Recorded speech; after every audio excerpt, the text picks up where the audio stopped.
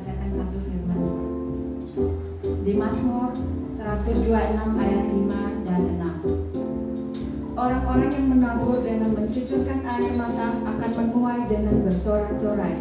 Orang yang berjalan maju dengan menangis sambil menabur benih pasti pulang dengan sorak-sorai sambil membawa berkas-berkasnya. Amin. Mari kita mengamini masing-masing firman ini dalam hidup kita dan kita menghidupinya. Mari kita mempercayai bahwa setiap pemberian kita tidak akan pernah kembali dengan sia-sia. Mari kita berdoa. Bapa, di dalam nama Yesus, terima kasih buat pemeliharaanmu di sepanjang hidup kami. Hingga pada pagi hari ini Bapa, kami masih mau diberi kesempatan untuk beribadah lewat online. Itu semua oleh karena kemurahan-Mu saja ya Bapa. Terima kasih Bapa, saat ini aku berdoa buat setiap anak-anak-Mu yang memberi dengan susah payah Tuhan. Kami percaya bahwa pada saat kami memberi dengan hati yang tulus, pemberian kami tidak pernah kembali dengan sia-sia. Tuhan akan bertanggung jawab. Tuhan akan memelihara hidup kami sampai berkelimpahan dalam setiap hidup kami.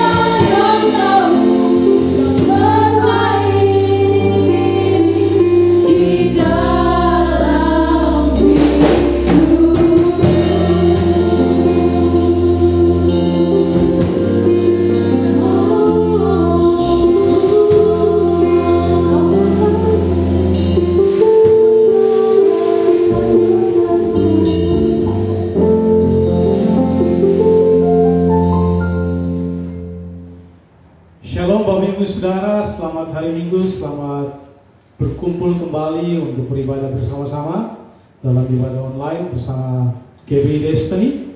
Kami bersyukur saudara tetap sehat ya, semua dilindungi oleh Tuhan, semua karena anugerah dan kemurahan Tuhan.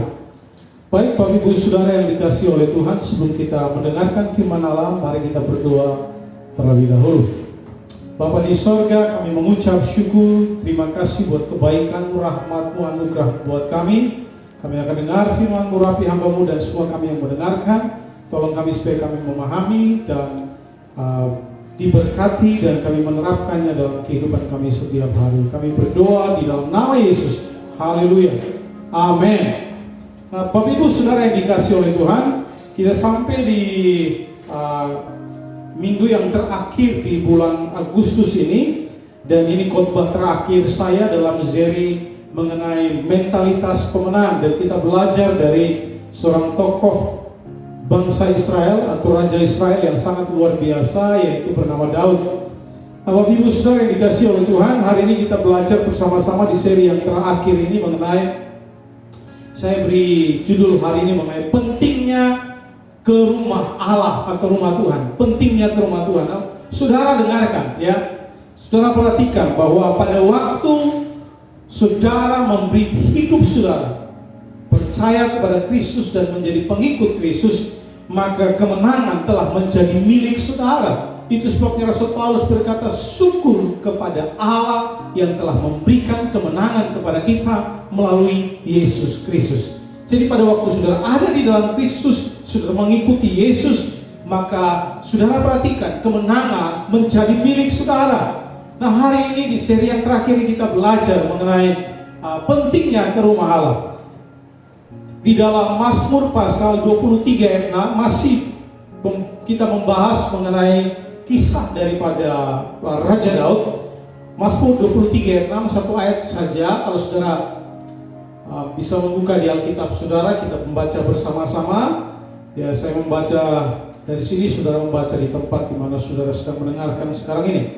Mazmur 23 ayat 6. Mari kita baca bersama-sama 2 dan 3. Kebajikan dan kemurahan belaka akan mengikuti aku seumur hidupku, dan aku akan diam dalam rumah Tuhan sepanjang masa. Perhatikan kalimat aku akan diam di dalam rumah Tuhan sepanjang masa. Ya, jadi saudara perhatikan ya, kita sudah beribadah secara online mungkin sudah sekitar 4 bulan belakangan ini, dan kemungkinan besar Bapak Ibu Saudara kalau tidak ada halangan, mungkin bulan depan kita sudah akan memulai ibadah secara offline atau onsite di dalam gedung, yang pastinya dengan protokol kesehatan yang cukup ketat ya. Hanya beberapa orang yang bisa hadir ya. Kita akan mulai dengan para pelayan terlebih dahulu, kemudian saudara wajib menggunakan masker, saudara wajib mencuci tangan terlebih dahulu sebelum masuk ke dalam gedung. Kemudian akan dicek suhu tubuh saudara. Bagi saudara yang mungkin merasa kurang enak badan atau sakit, saudara bisa tinggal di rumah, karena kami juga tetap akan menyiarkan ibadah secara online melalui Facebook dan juga YouTube. Nah, Bapak Ibu Saudara, kalau saudara punya baby atau anak bayi, saudara boleh tinggal di rumah saja ya, atau di kos-kosan saudara atau di mana saudara ada. Kami berharap saudara tidak membawanya ke gereja karena riskan bagi bayi untuk terjangkit penyakit atau apapun ya. Tapi yang jelas untuk kesehatan dan keselamatan saudara. Baik, jadi kami mendorong saudara tetap terus berdoa ya, supaya kita bisa memulai ibadah secara offline di gedung. Yang pasti dengan gedung kita yang terbatas ini, kita tidak mungkin bisa menampung semua orang sekaligus ya. Jadi ada beberapa, mungkin ada 3 kali ibadah yang akan dilakukan, 2 kali di pagi hari dan 1 kali di sore hari. Nanti akan diatur Bapak Ibu Saudara, kami akan memberikan update kepada saudara. Nah, yang jelas Bapak Ibu Saudara ya, kami mendorong saudara tetap terus beribadah, baik itu secara online maupun secara offline ya.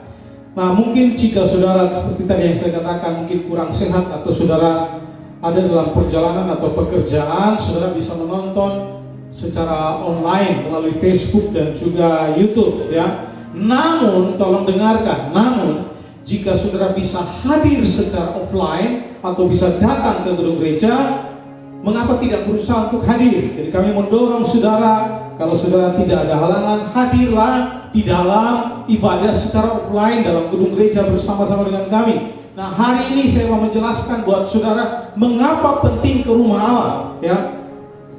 Berbicara mengenai, mungkin beberapa saudara berkata, Pak, tapi kan Tuhan ada di mana-mana. Nah, ada kalau berbicara tentang hadirat Allah, saudara perhatikan ada tiga alasan hadirat Allah. Yang pertama, Allah itu omnipresent, artinya Allah hadir di mana-mana ya. Tuhan ada di mana-mana. Saudara bisa berjumpa dengan Allah dimanapun. Tetapi ada hadirat Allah yang kedua, yaitu inner present, di mana Alkitab mengatakan bahwa pada waktu kita memberi hidup kita kepada Allah, maka roh Allah tinggal dan diam di dalam kita. Namanya inner present. Kemudian yang ketiga, kehadiran Allah yang ketiga biasa disebut manifest present. Artinya Allah membuat dirinya dikenal pada waktu kita berkumpul bersama-sama sebagai orang percaya. Sebagai tubuh Kristus, pada waktu saudara berkumpul bersama-sama, Allah membuat dirinya dikenal kepada orang-orang di sekitar kita. Itu yang saya sebut sebagai manifest present. Nah, Bapak Ibu Saudara, ada tiga alasan hari ini saya mau menjelaskan buat saudara. Ya, ada tiga alasan mengapa kita mesti menghadiri ibadah.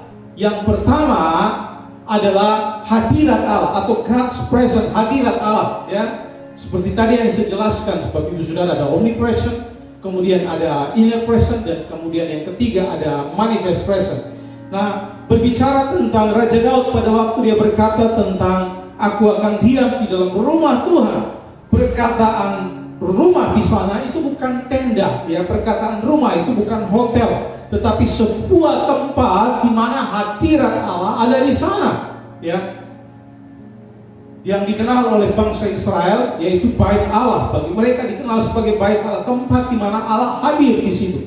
Nah, saudara yang dikasihi oleh Tuhan, kalau kita kembali ke dalam perjanjian lama, kita perhatikan satu kali Allah memberikan perintah kepada Musa, Allah menyatakan dirinya kepada Musa untuk membangun sebuah tabernakel, ya. Dan Allah berkata kepada Musa, bangunlah sesuai dengan pola yang kamu lihat, yang ada di surga, yang aku tunjukkan kepadamu. Bangunlah persis seperti itu. Di dalam Keluaran pasal 25 ayat 8 dan 9 berkata, dan mereka harus membuat tempat kudus bagiku, supaya aku akan diam di tengah-tengah mereka. Berkata, perhatikan kalimat ini, aku akan diam di tengah-tengah mereka, ya. Jadi rumah Allah berbicara mengenai hadirat Allah. Allah berkata bangun, ya, supaya aku akan diam di tengah-tengah mereka.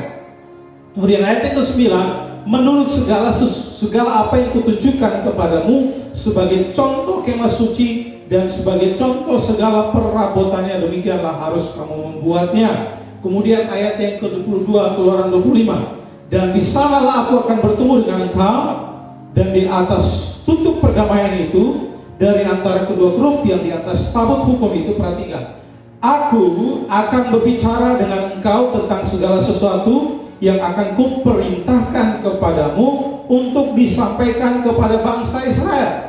Jadi Allah perintahkan kepada Musa untuk membangun sebuah tempat yang disebut sebagai tabernakel, kemah suci. Untuk apa? Supaya Allah hadir di sana. Jadi Bapak Ibu Saudara, ya, rumah Allah adalah tempat di mana Allah hadir di sana. Nah, saya yakin saudara bahwa pada waktu kita berkumpul bersama-sama di dalam rumah Allah, maka sesuatu yang luar biasa pasti akan terjadi. Daud memiliki kerinduan yang luar biasa, aku akan diam dalam rumah Allah sepanjang masa. Pada waktu dia mengalami persoalan, kesulitan dan sebagainya, kerinduannya adalah supaya dia bisa kembali ke rumah Tuhan, menikmati hadirat Allah, menikmati pertolongan Allah, menikmati kuasa Allah yang luar biasa. Jadi Bapak Ibu Saudara, di dalam perjanjian baru kita perhatikan, Yesus pernah mempertegas mengenai hal ini. Di dalam Matius 18 ayat 20 berkata, sebab di mana 2 atau 3 orang berkumpul dalam namaku, di situ aku ada di tengah-tengah mereka. pada waktu 2-3 orang berkumpul Tuhan ada. Dan saya percaya saudara, sesuatu yang besar akan terjadi pada waktu kita berkumpul bersama-sama. Mengapa? Karena ada hadirat Allah di sana. Musa pernah berkata juga, karena dia merasa pentingnya hadirat Allah bagi hidupnya. Di dalam Keluaran pasal 33 ayat 15 dan 16 berkatalah Musa kepada Allah, jika engkau sendiri tidak membimbing kami, janganlah suruh kami berangkat dari sini. Dari manakah gerangan akan diketahui bahwa engkau telah mendapat kasih karunia di hadapanmu, yakni aku dengan umatmu ini? Bukankah karena engkau berjalan bersama-sama dengan kami, sehingga aku dengan umatmu ini dibedakan dari segala bangsa yang ada di muka bumi ini. Perhatikan perkataan ini. Pada waktu Allah hadir, Musa berkata kami dibedakan dari segala bangsa yang ada di muka bumi ini. Nah, gereja, perhatikan ya, hal yang membuat gereja berbeda dari semua organisasi yang lain, semua pertemuan yang lain adalah bahwa ada hadirat Allah di sana. Jadi Bapak Ibu Saudara dikasih oleh Tuhan, mari saya mendorong saudara ya, pada waktu kita sudah akan mengadakan ibadah secara offline atau di gedung, kalau saudara tidak halangan, mari datang beribadah bersama, berkumpul bersama-sama. Mengapa? Karena di dalam rumah Tuhan ada hadirat Allah di sana, manifest presence. Hadirat Allah ditunjukkan ya. Allah membuat dirinya dikenal pada waktu kita berkumpul bersama-sama sebagai orang percaya dan sebagai tubuh Kristus. Jadi pastikan Bapak Ibu Saudara-saudara hadir ya, kita berkumpul bersama-sama menikmati hadirat Tuhan, menikmati sukacita setelah absen sekian bulan. Saya mendorong saudara, yuk mari kita hadir untuk beribadah bersama-sama di dalam gedung gereja untuk menikmati hadirat Allah. Haleluya. Bapak Ibu Saudara dikasih oleh Tuhan, yang kedua pentingnya, mengapa pentingnya pergi ke rumah Allah? Yang pertama tadi hadirat Allah, yang kedua kuasa Allah, God's power. Ya, perhatikan Bapak Ibu Saudara, saya yakin saya sudah melihat banyak hal. Orang-orang mengalami mukjizat Allah, mengalami pertolongan Allah, mengalami lawatan Allah, diubahkan, dipulihkan pada waktu mereka datang beribadah di dalam gereja ya. Ya, pada waktu mereka mendengarkan pujian, kemudian mendengarkan firman, mereka meresponi kebenaran, kemudian didoakan, mukjizat Tuhan terjadi atas hidup mereka. Dan hari ini banyak di antara mereka yang setia. Mengapa? Karena mereka dipulihkan atau diubahkan di dalam hadirat Allah atau di dalam rumah Allah. Bapak Ibu Saudara, yang kedua adalah God's power atau kuasa Allah. Ya. Di dalam Matius pasal 18 ayat 19-20 berkata seperti ayat yang kita sudah baca tadi, dan lagi aku berkata kepadamu, jika 2 orang daripadamu di dunia ini sepakat meminta apapun juga permintaan mereka, itu akan dikabulkan oleh Bapakku yang di surga. Sebab di mana 2 atau 3 orang berkumpul dalam namaku, di situ aku ada di tengah-tengah mereka. Perhatikan, pada waktu 2 orang berkumpul Tuhan ada, dan pada Tuhan ada, Allah melakukan sesuatu yang luar biasa dalam hidup mereka. Dan saya percaya di mana hadirat Allah ada, maka kuasa Allah dinyatakan juga di situ. Dan sesuatu yang akan terjadi yang luar biasa pada waktu kita berkumpul bersama-sama. Bapak Ibu Saudara dikasihi oleh Tuhan ya, saya mendorong saudara, mari berkumpul bersama-sama untuk mengalami kuasa Allah. Tidak sekedar mengalami hadirat Allah, tapi mengalami kuasa Allah. Mengapa? Karena Allah sanggup menyembuhkan saudara yang sakit, Allah sanggup memulihkan hidup saudara pada waktu kita berkumpul bersama-sama. Karena ada kuasa pada waktu kita berkumpul bersama-sama sebagai orang yang percaya. Pengkhotbah pasal 4 ayat 9-12 berkata, berdua lebih baik daripada seorang diri, karena mereka menerima upah yang baik dalam jeripaya mereka. Karena kalau mereka jatuh, yang seorang mengangkat temannya, tetapi wahai orang yang jatuh yang tidak mempunyai orang lain untuk mengangkatnya. Juga kalau orang tidur berdua, mereka menjadi panas. Tetapi bagaimana seorang saja dapat menjadi panas, dan bila mana seorang dapat dikalahkan, 2 orang akan dapat bertahan. Tali 3 lembar tak mudah diputuskan. Jadi Bapak Ibu Saudara ya, pada waktu berkumpul bersama-sama kita akan jadi lebih kuat menghadapi setiap persoalan, menghadapi setiap kesulitan. Mengapa? Karena kita tidak menghadapinya sendirian ya. Alkitab menyatakan tadi, berdua lebih baik dari seorang diri. Kalau saudara sendiri, saudara akan kesepian. Pada waktu saudara sendiri, saudara tidak punya teman untuk mengangkat saudara. Pada waktu saudara jatuh, tidak punya seseorang yang memotivasi saudara, mendoakan saudara, memberikan saran atau nasihat bagi saudara. Tapi pada waktu saudara berkumpul bersama-sama, ada pujian, dan kami percaya ada kuasa di dalam pujian dan penyembahan. Pada waktu saudara mendengarkan firman, ada kuasa di dalam firman Allah. Itu sebabnya kami mendorong Bapak Ibu Saudara, ya, kalau ada kesempatan nanti kita beribadah secara offline, yuk mari bersama-sama berkumpul bersama-sama, ya. Kalau saudara tidak ada halangan pekerjaan atau sakit penyakit apapun, mari hadir dalam ibadah secara offline supaya kita mengalami kuasa Allah yang luar biasa. Nah, mengapa Bapak Ibu Saudara, kalau untuk mengalami kuasa Allah, Alkitab menyatakan bahwa kita memang harus tertanam, ya, harus menjadi pribadi yang tertanam supaya saudara mengalami banyak hal luar biasa dari Allah untuk hidup saudara. Di dalam Mazmur 92 ayat 13-14 berkata, orang benar akan bertunas seperti pohon kurma, akan tumbuh subur seperti pohon aras di Libanon. Mereka yang ditanam, perhatikan, mereka yang ditanam di bait Tuhan akan bertunas di pelataran Allah kita. Mereka yang ditanam di bait Allah akan bertunas di pelataran Allah kita. Jadi kalau saudara tertanam, saudara akan bertumbuh dan menghasilkan buah-buah yang luar biasa. Bapak Ibu Saudara, ya, mari jangan jadi orang yang suka pindah sana pindah sini. Jadilah pribadi yang tertanam di gereja lokal di mana saudara ada, ya, tertanam di sana. Karena perhatikan tadi kata house, kata rumah, ya, yang dimulakan dalam Mazmur pasal 23 tadi, itu adalah tempat tinggal, ya. Rumah tadi tidak berbicara mengenai hotel, ya. Rumah tadi tidak berbicara mengenai tenda, tapi rumah tadi berbicara mengenai sebuah tempat di mana hadirat Allah ada di sana. Nah, kalau hotel kita bisa pindah-pindah, tenda pun gitu, dibongkar lagi pindah. Nah, yang Raja Daud sedang berbicara adalah mengenai rumah, tempat hadirat Allah.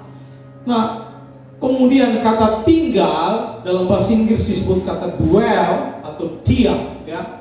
Nah, itu artinya tinggal menetap, ya.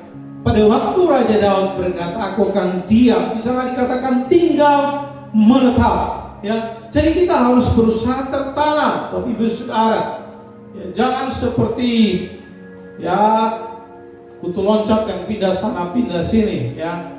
Dengan kata lain saya selalu pakai istilah maha hadir, ya. Jadi ada orang Kristen yang berusaha menjadi sama seperti Allah, maha hadir di mana-mana, maksudnya di gereja manapun dia ada. Dia tidak tertanam di sebuah gereja lokal. Saya mendorong saudara, kalau saudara ingin berbuah, saudara ingin mengalami kuasa Allah yang luar biasa dalam hidup saudara, maka saya mendorong saudara jadilah pribadi yang tertanam.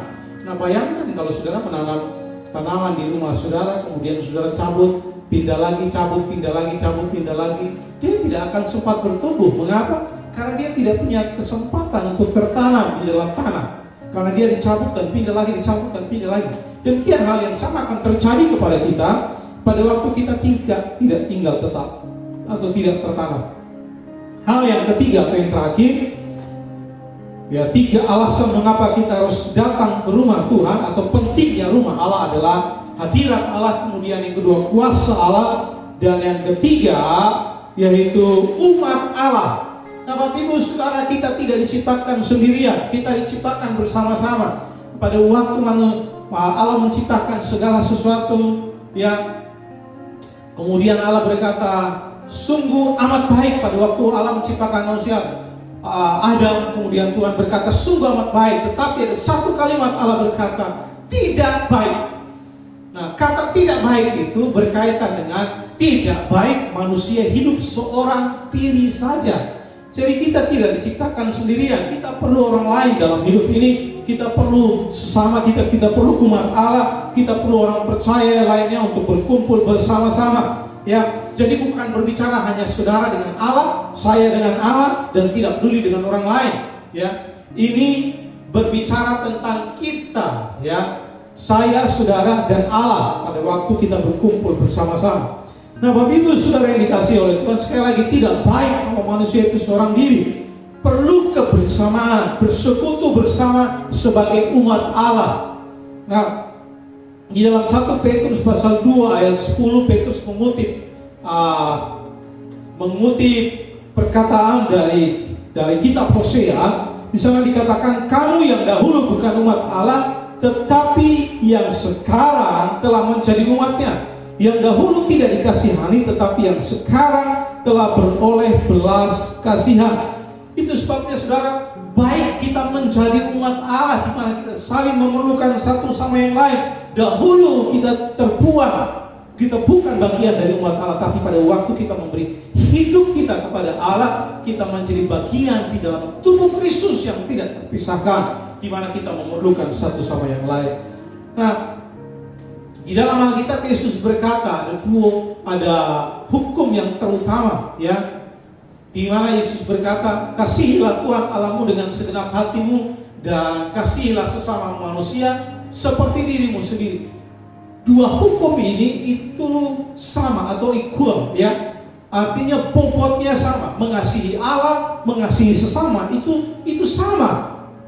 Jadi tidak seperti banyak orang berkata, oh saya lebih mengasihi Allah jauh lebih penting daripada mengasihi sesama. Enggak, Bapak Ibu Saudara, ya, Allah menciptakan kita bukan hanya untuk mengasihi Dia saja, tetapi untuk mengasihi sesama orang-orang di sekitar kita. Itu sebabnya salah satu mission statement kami di Destiny adalah love God, love people, ya, mengasihi Allah, mengasihi sesama. Kita tidak hanya sekedar kepada Allah dan kita membenci sesama atau tidak terhubung dengan sesama, kita sendirian, enggak. Ya, jadi kita juga perlu membangun persekutuan dengan orang percaya lainnya. Nah, Rasul Paulus menjelaskan satu hal, mengapa kita perlu umat Allah, ya, di dalam ibadah itu. Mengapa kita perlu umat Allah? Mengapa tidak hanya ibadah sendiri saja, tapi kenapa dalam ibadah kita perlu umat Allah? Di dalam 1 Korintus pasal 14 ayat 26, saya membaca buat saudara, justru menyimaknya saja. Jadi bagaimana sekarang saudara-saudara, bila mana kamu berkumpul, hendaklah tiap-tiap orang mempersembahkan sesuatu.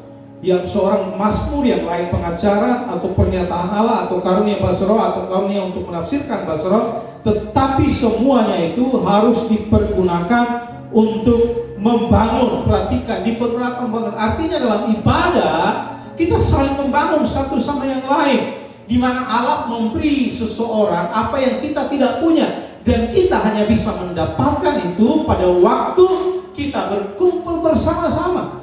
Dengan kata lain, Tuhan memberi karunia pujian, karunia penyembahan, karunia berdoa, karunia kesembuhan kepada orang lain. Dan kita hanya bisa mendapatkan karunia tersebut pada waktu kita, maksud saya kita bisa hanya mengalami manfaat karunia dari yang diberikan orang lain tersebut kepada kita pada waktu kita berkumpul bersama-sama sebagai umat Allah dalam tubuh Kristus. Ya, nah, jadi sekali lagi Allah memberikan kepada orang lain apa yang kita perlukan, dan kita perlu berkumpul bersama untuk mendapatkannya. Bapak Ibu Saudara yang dikasihi, jadi saya mendorong saudara hari ini, marilah kita semakin giat berkumpul bersama satu sama yang lain, mendorong, membangun, mendoakan supaya kita mengalami hadirat Allah, mengalami kuasa Allah. Jangan pernah meninggalkan persekutuan hanya karena kita kecewa, ya. Mungkin khotbahnya terlalu keras bagi saudara, kemudian saudara bilang, saya tidak suka dinasihati, saya tidak suka dikhotbahkan, saya tidak suka ditegur dan sebagainya. Oh, Pak Pendeta waktu dia khotbah, ya, matanya melihat ke saya, kayaknya itu khotbah untuk saya dan sebagainya. Kemudian saudara, oh saya lebih baik saya pergi. Nah, saya beritahu saudara, contoh anak yang bungsu. Pada waktu dia meninggalkan persekutuan dengan bapaknya, kemudian dia memilih jalannya sendiri, apa yang terjadi? Ya, hidupnya jauh lebih buruk. Jadi jangan berpikir untuk meninggalkan persekutuan dengan Allah dan umatnya, kemudian saudara berpikir hidup saudara akan jauh lebih baik. Enggak, ya. Pada waktu saudara meninggalkan persekutuan dengan Allah dan orang percaya lainnya, justru keadaan kita akan menjadi semakin lebih buruk. Itu sebabnya bersekutulah bersama-sama untuk mengalami hadirat Allah dan mengalami kuasa Allah. Nasihat terakhir dari penulis Ibrani dalam Ibrani pasal 10 ayat 25 berkata, janganlah kita menjauhkan diri dari pertemuan-pertemuan ibadah kita seperti yang dibiasakan oleh beberapa orang, tetapi marilah kita saling menasihati dan semakin giat. Perhatikan, semakin giat, semakin rajin, ya, semakin antusias melakukan, ya, menjelang hari Tuhan yang mendekat. Mari kita tetap bergairah, bersemangat untuk berkumpul bersama, ya, bersama-sama berkumpul, ya, semakin giat, semakin rajin, semakin semangat melakukannya pada hari-hari belakangan ini. Saya mendorong Bapak Ibu Saudara, ya, kita sudah sekitar 4 bulan beribadah secara online, dan bagi saudara yang mungkin beribadah di rumah, saudara sudah cukup nyaman, ya, karena bisa sambil tiduran dan sebagainya, atau saudara mungkin, ya, mungkin belum mandi juga tidak apa-apa, tetapi saya mendorong saudara, ya, kita akan beribadah secara offline nanti di gedung gereja. Saya mendorong saudara, mari yuk, ya, bersama-sama kita beribadah. Karena ada 3 alasan tadi. Ada hadirat Allah, ada kuasa Allah, dan ada umat Allah. Kita memerlukan 3 hal ini. Dan saya percaya saudara, saya akan menutup ini. Pada waktu saudara datang beribadah, berkumpul bersama-sama, ingat ini baik-baik. Saudara akan mengalami hadirat Allah, saudara akan mengalami kuasa Allah, saudara akan didorong, dikuatkan, dan saudara akan dipulihkan, diubahkan oleh Tuhan. Karena di mana ada hadirat Allah, ada kuasa Allah bekerja di sana. Dan pada waktu kuasa Allah bekerja, tidak ada yang bisa menghentikannya.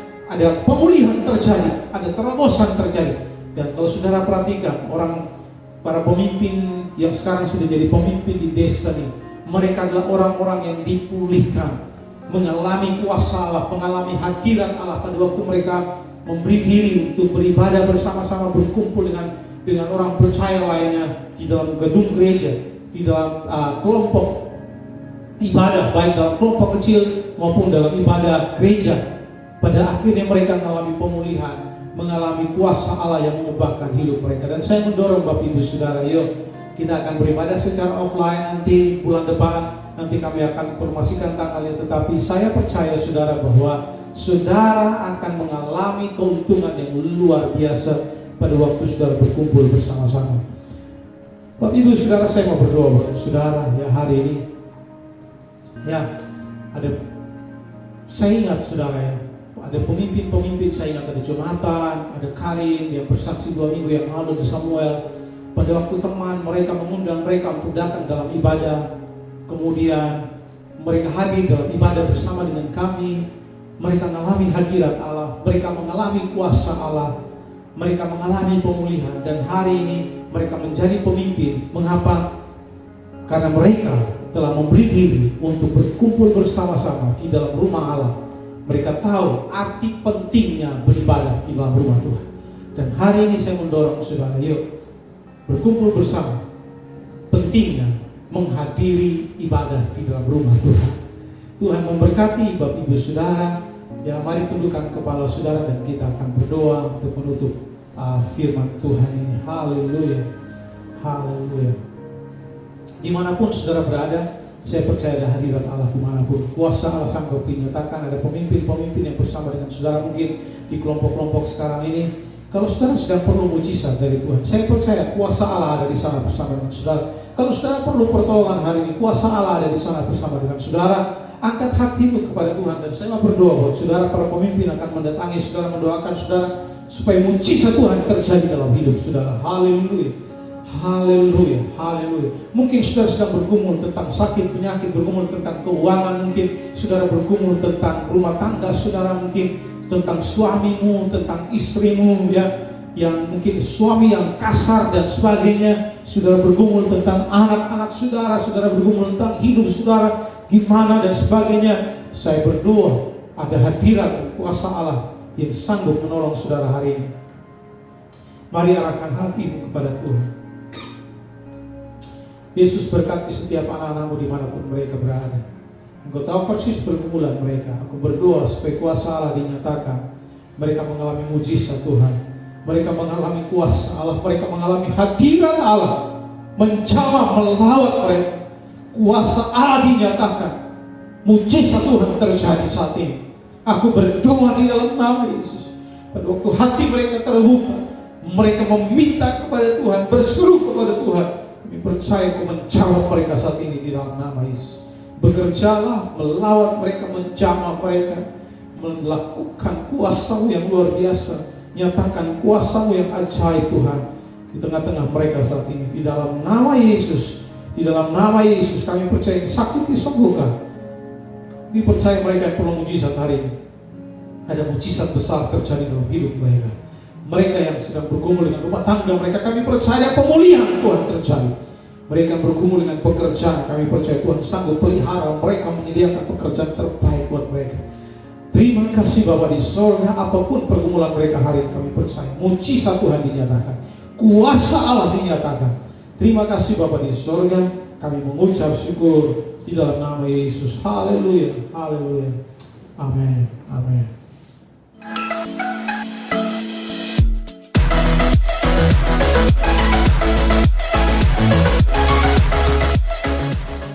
Shalom, Bapak Ibu Saudara, perkenalkan nama saya Esther Margaret. Sekarang saya mau bercerita tentang hidup saya sebelum mengenal Tuhan dan sesudah mengenal Tuhan. Sebelum saya mengenal Tuhan, saudara, saya memiliki karakter yang sangat buruk, di mana saat itu mungkin sejak saya SMP saya memiliki karakter yang buruk, seperti kayak sombong, suka bersaksi dusta, dan juga pernah menerima bully dari orang bahwa mengatain saya bahwa muka saya itu seperti monyet, rambut saya keriting. Dulu sebelum merantau memang rambut saya sangat keriting, dan juga dagu saya ini panjang dan seperti nenek-nenek. Kata-kata itu sangat-sangat merusak pikiran dan melukai hati saya. Pada saat saya menerima kata-kata itu, saya tidak terima. Saya merasa ini mama saya yang salah. Sampai di rumah, saya berbicara kepada mama saya, kenapa saya berbeda dari saudara yang lain. Kebetulan saya punya saudara keriting tetapi ikal rambut mereka, dagu mereka pun tidak panjang. Di situ saya protes ke mama saya bahwa tidak adil melahirkan saya. Mungkin walaupun saat itu mama saya sudah menceritakan bahwa saya tidak jelek, saya tidak seperti monyet, saya cantik. Tetapi saya lebih mempercayai kata-kata orang di luar bahwa saya seperti monyet, nenek-nenek. Di situ setiap hari saya terluka. Bahkan kalau saya melihat cermin, saya melihat muka saya itu seperti memang benar kayak monyet. Rambut keriting, dagu saya seperti nenek-nenek. Setelah itu juga saya terjun ke perdukunan. Saat itu ketemu dukun itu sedang melayani orang, dan kakak saya memanggil saya untuk melihat garis tangan saya. Maksudnya itu kenapa saya selama ini mau pergi merantau tidak pernah bisa, selalu gagal dan gagal, walaupun sudah beli tiket tetapi tiba-tiba tidak bisa berangkat. Akhirnya dukun itu melihat garis tangan saya dan dia berbicara bahwa ada cowok yang menghalangi saya, yang menahan saya untuk tidak berangkat atau tidak pergi merantau. Saat itu saya menyerahkan diri saya kepada dukun itu untuk bagaimana caranya supaya dia melepaskan saya, menolong saya untuk pergi merantau. Saat itu saya tidak tahu apa yang dia masukin di belakang saya di sini, yang dia masukin di sini sambil dia tiup, dia baca apa-apa di sini, saya nggak tahu apa itu, komat kamit. Tapi saat itu saya senang sekali karena kenapa? Akhirnya saya bisa merantau, saya bisa keluar dari Sumba gitu. Habis itu setelah dia isi apa yang dia isi di kepala saya, dia kasih lagi saya botol. Botol itu isinya minyak. Tujuannya itu supaya melindungi diri saya sampai di perantauan, supaya jangan, kalau ada orang yang mau jahatin saya, itu tidak kena. Kalau orang Sumba itu bilangnya obat pele angin. Setelah lama gereja, saat dulu itu saya belum memiliki gereja tetap, saya masih gereja di mana-mana. Di mana ada gereja GBI, ya di situ. Mau itu di Sanur, mau Nusa Dua, saya bisa gereja. Sampai pada tahun 2014, saya ketemu Sam dan Karin. Sam itu mengajak saya gereja di Destiny. Saya masuk di gereja Destiny, itu sekali-sekali aja, sampai pada saatnya saya ikut yang namanya encounter. Encounter itu perjumpaan pribadi dengan Tuhan.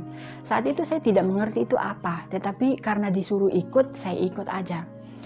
Nah, pada saat saya ikut encounter itu, di situ berbicara tentang bagaimana cara mengenal Tuhan, bagaimana cara hidup di dalam Tuhan.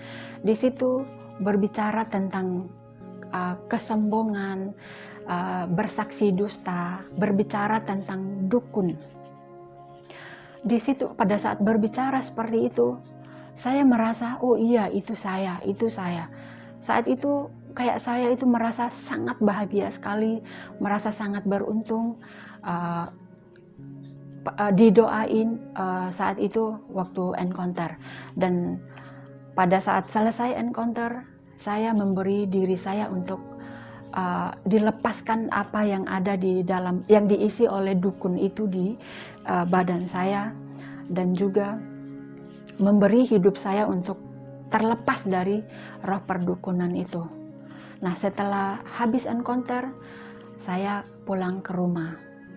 Sampai pada saatnya, mungkin yang kelima kalinya, saya ikut encounter. Pendeta saya berbicara tentang orang yang sombong, orang yang suka bersaksi dusta, orang yang masih terikat dalam perdukunan, orang yang suka gosip. Pada saat pendeta saya berbicara seperti itu, dan dia berdoa tentang roh kesombongan, dia berdoa bahwa dalam nama Yesus, aku menolak roh kesombongan, roh yang suka bersaksi dusta, semua roh-roh yang ada di dalam diri saya yang tidak benar, yang tidak berasal daripada Tuhan. Pada saat gembala saya berdoa seperti itu, barulah saya sadar, seperti hati saya seperti ditekan begitu, bahwa itu aku, bahwa saya harus berubah gitu.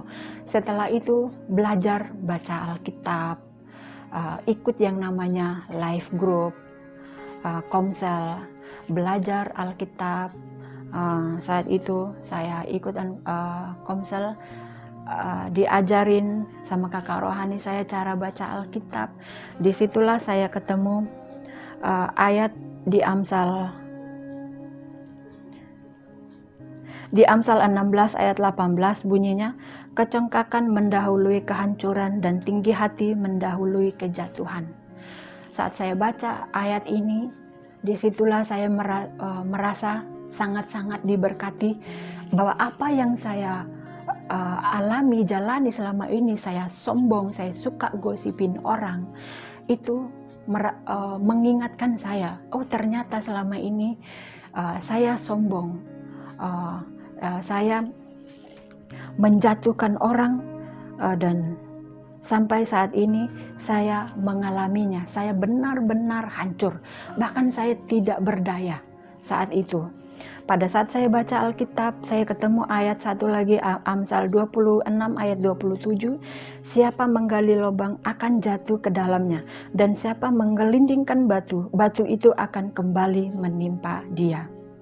Dan saya ketemu lagi ayat Amsal 26 ayat 28. Lidah dusta membenci korbannya, dan mulut licin mendatangkan kehancuran.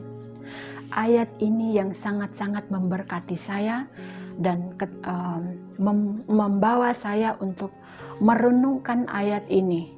Dan singkat cerita, saya jadi berubah. Saya tidak lagi mau sombong. tidak lagi ketika saya mau berdusta, berbicara hal-hal yang tidak benar, ayat ini mengingatkan saya. Karena saya nggak mau hancur. Ketika saya mau berdusta, ayat ini mengingatkan saya, dan saya berdoa, Tuhan tolong saya supaya lidah saya dikekang dan tidak lagi berbicara hal-hal yang tidak benar saat itu. Sampai saya rajin ikut komsel, diajarin Alkitab pada pemimpin saya, kakak rohani saya, diajarin berdoa. Dari yang tidak bisa berdoa, setelah saya bertobat, setelah saya mengenal Tuhan, memberi hidup saya dibentuk, diproses oleh Tuhan lewat kakak rohani saya, gembala saya. Di situ saya belajar memimpin komsel, saya belajar berdoa, saya punya keberanian untuk memimpin doa, tidak lagi takut, tidak lagi minder. Sampai sekarang ini saya bisa melayani Tuhan. Itu bukan hal yang mudah bagi saya. Saya mengalami jatuh bangun, tetapi saya punya gembala, kakak rohani saya yang tidak pernah berhenti untuk menolong saya, membimbing saya dengan sesabar mungkin untuk membuat saya sampai sekarang ini.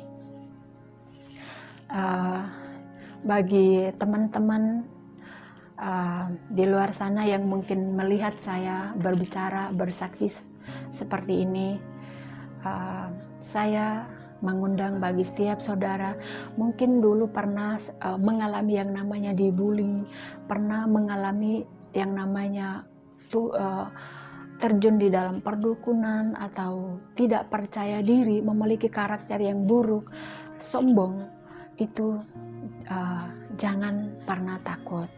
Kalau saudara mengalami seperti itu,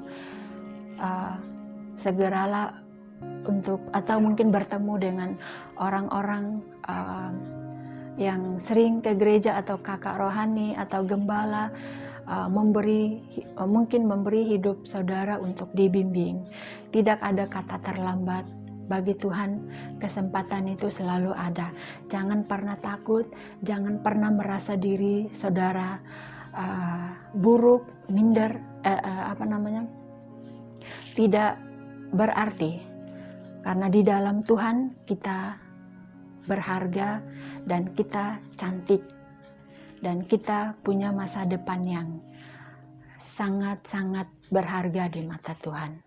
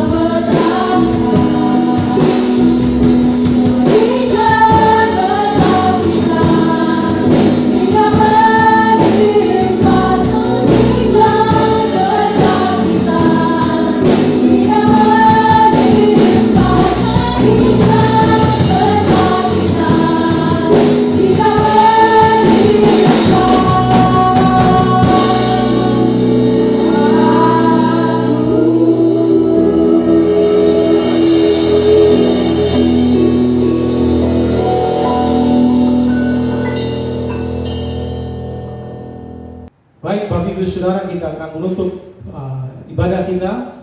Mari dimanapun saudara berada, saudara boleh bangkit berdiri bersama-sama di tempat duduk saudara, tempat dimana saudara ada hari ini. Kita akan berdoa untuk menutup ibadah kita. Haleluya, Haleluya. Bagi saudara yang baru pertama kali hadir di Destiny dan saudara mau memberi hidup kepada Tuhan, angkat tanganmu di hadapan Allah dan saya akan berdoa juga kepada saudara. Haleluya. Bapa di sorga, berkati setiap anak-anakmu, mereka yang baru pertama kali hadir hari ini, yang memberi hidupmu memberi hidup mereka kepada Engkau. Tuhan, aku berdoa Engkau masuk di dalam hati mereka, menjadi Tuhan dan Juru Selamat mereka secara pribadi. Ampuni segala dosa dan kesalahan mereka dan terimalah mereka sebagai anak-Mu, dan keselamatan terjadi bagi mereka di dalam nama Yesus.